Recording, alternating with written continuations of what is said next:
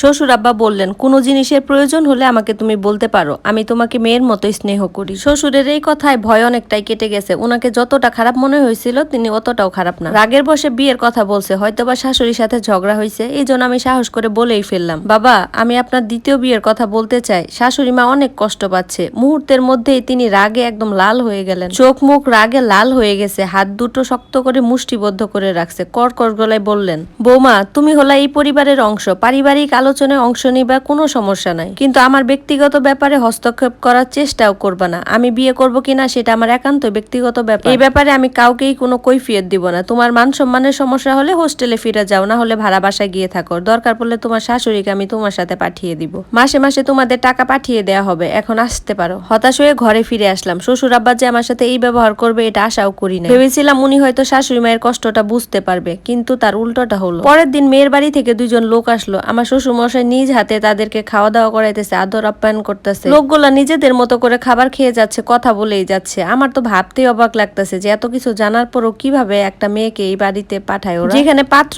বিবাহিত, তার ছেলে পর্যন্ত বিবাহিত, সেখানে কিভাবে এরা মেয়ে দেয়। ওনাদের সাথে কথা বলে জানতে পারলাম মেয়েটার বয়স নাকি 22 বছর। এই বয়সের কথা শুনে তো আমার মাথায় আকাশ ভেঙে পড়লো। এই যুগে এসে 22 বছরের একটা মেয়েকে 50+ বছরের বুড়া লোকের কাছে বিয়ে দিচ্ছে। লোক দুটো যাওয়ার সময় আমাকে উদ্দেশ্য করে বলল, শোনো তোমার নতুন শাশুড়ি আসতেছে, সবকিছু নিজের হাতে তুমি আয়োজন করবে। আমি কোনো প্রকার উত্তরই দিলাম না, হতভম্ব হয়ে বসে পড়লাম। আর তারা চলে যাওয়ার পর বাড়ি পরিবেশ একদম স্বাভাবিক হয়ে গেছে। শাশুড়ি মাও নিজের মতো করে কাজ করতেছে, আমাকে এটা ওটার হুকুম করতেছে, আমিও সেগুলা নীরবে পালন করেই যাচ্ছি। এতে যদি তার মনে একটু শান্তি হয় তাহলে তাই হোক। এদিকে আমার জামাইও এই ব্যাপার নিয়ে আর কোনো গুরুত্বই দিচ্ছে না। ঘড়িতে তখন বিকেল 4টা বাজে। শাশুড়ি মা একটা গল্পের বই হাতে নিয়ে বসে আছে, আর তার পাশে একটা খালি চানাচুরে বাটি পড়ে আছে। ওনাকে দেখে অনেক মায়া লাগতেছে, হয়তোবা মেয়ে হওয়ার কারণেই শাশুড়ি মায়ের কষ্টটা একটু হলেও বুঝতে পারলাম। শাশুড়ি মা সারাদিন সকলের জন্য রান্না বাড়া করছে, আর আমাকে মাঝে মাঝে এটা ওটা এগিয়ে দিতে বলছে, আমিও সাথে সাথে তাই করছি। কতটুকু কষ্ট লুকিয়ে তিনি এই স্বাভাবিক আচরণ করতেছে ভাবতেই অবাক লাগতেছে।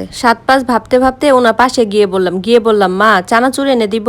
তিনি বললেন, না বৌমা এখন আর এগুলা খেতে ভালো লাগছে না, তুমি বরং 1 কাপ চা নিয়ে এসো, বই পড়তে পড়তে চা খাওয়ার মজাই আলাদা। আমি বললাম আচ্ছা ঠিক আছে, আপনি একটু অপেক্ষা করেন, আমি চা বানিয়ে নিয়ে আসছি। আমার কথায় উনি কোনো উত্তরই দিলেন না, হ্যাঁ বা না কিছুই বললেন না, এক ধ্যানে বইটাই পড়ছে। এ হয়তো এইভাবে নিজের কষ্টগুলো কমাতে চাচ্ছে। চা নিয়ে শাশুড়ি মার কাছে গেলে শাশুড়ি মা বলতেছে, বৌমা তোমাকে কিছু গল্প বলবো, তুমি কি শুনতে পারবে? আমি বললাম হ্যাঁ মা অবশ্যই। তাহলে শোনো, আমার যখন তোমার শ্বশুরের সাথে বিয়ে হয় তখন আমার বয়স ছিল 18 বছর।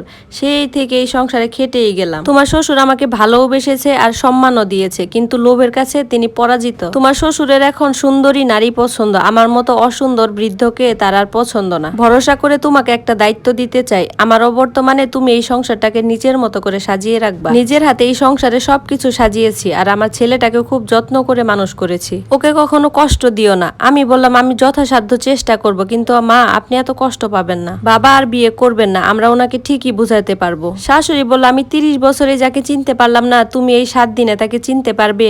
এই কথা শুনে আমি আর কোনো উত্তরই দিলাম না, চুপ করে রইলাম। শাশুড়ি মা গল্পের বইটা হাতে নিয়ে নিজের ঘরে চলে গেলেন। এদিকে হতাশায় ঘিরে ধরছে আমার। এ কেমন অনুভূতি হচ্ছে আমার? এটা কি শাশুড়ি মায়ের জন্য ভালোবাসার জন্য, নাকি ভয়ের কারণে? কোথায় যেন শুনেছিলাম ছেলেরা নাকি বাবার মতো হয়। সেদিন রাতেই সবাই একসাথে খাওয়া শেষ করে আমার শ্বশুর আমার শাশুড়িকে ডাকতেছে, ঘরে এসো, তোমার সাথে আমার কথা আছে। শাশুড়ি মা নির্বিকার ভাবে ওনার সাথেই চলে গেলেন। পরদিন সকাল থেকে বাড়ির পরিবেশ একদম স্বাভাবিক। শাশুড়ি মা নিজের মতো করেই কাজ করছে। শ্বশুর আব্বা আমার হাজবেন্ড সবাই স্বাভাবিক, শুধুমাত্র আমি স্বাভাবিক হতে পারছি না। শাশুড়ি মায়ের নীরবতা আর এই বাড়ির পরিবেশ সবকিছুই আমার কাছে জোনাকি পোকার আলোর মতো লাগতেছিল। আগামীকাল শ্বশুর আব্বার বিয়ে, এই কয়েকদিনে শাশুড়ি মা একবারও কাঁদেনি। আমার হাজবেন্ডও এই ব্যাপারে খুবই উদাসীন, বিয়েটা ভাঙার ব্যাপারে তাদের কোনো চিন্তাই নেই, বরং বাবার বিয়ে খাওয়ার জন্য সবাই উৎফুল্ল হয়ে আছে। নিজের হাতে নতুন মায়ের জন্য শাড়ি গহনা সবকিছু কিনতেছে। একটু আগেই গেছে ফুলের অর্ডার দিতে। এদিকে শ্বশুরকেও বিয়ের বিষয়ে কিছুই বলতে পারি নাই। আমার হাজবেন্ডকেও বলছি, বিয়ে যদি আটকাইতে না পারো আমার বাপের বাড়ি দিয়ে আসো, আমি এখান থেকে চলে যাবো। কিন্তু তারও এক কথা, বাবা নাকি বলে দিছে ওনার বিয়ে শেষ হলে তারপর আমরা যেতে পারবো। আজকাল আমার জামাইকে দেখলেও খুবই বিরক্ত লাগে। সে কেমন ছেলে, মায়ের কষ্টটাই বুঝতে পারছে না।